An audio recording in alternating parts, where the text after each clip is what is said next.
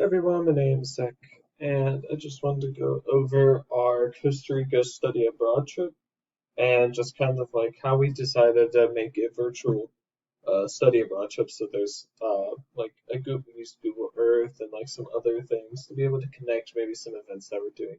So yeah, just wanted to go over that real quick.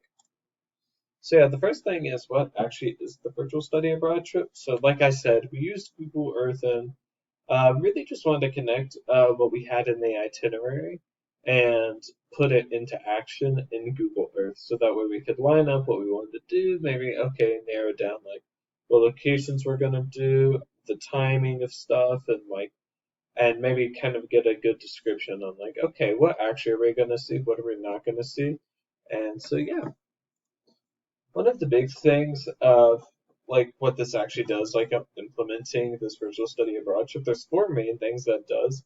Is that it allows for students to see potential activities, so it allows them to get excited, and they're like, if they show slight interest in the trip, then we can be like, okay, this is huge. Like this allows them to be able to see like what businesses we're going to see, and them to see like maybe they're interested in that part of technology, or maybe they're interested in just going to Costa Rica and seeing that landmark.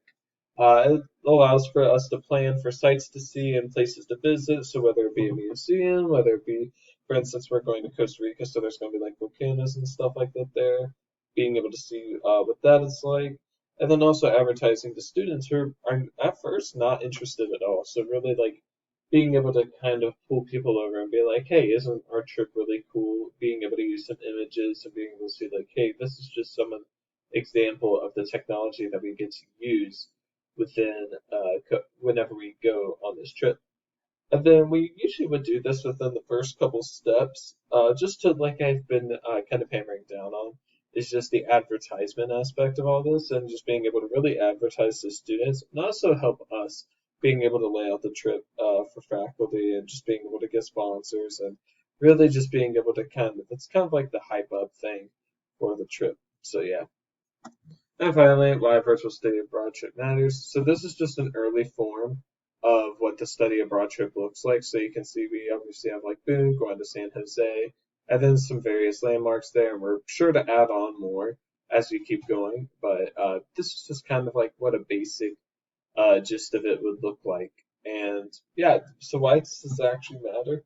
Like I've been saying all this time, is it allows for students and faculty to see what we're actually going to do and really being able to just dive into Costa Rica's culture, diving into the technology that we're going to see there, and diving into just how we're going to have a good time while being able to really build on ourselves and increase our human capital and just really being able to, yeah, experience the world.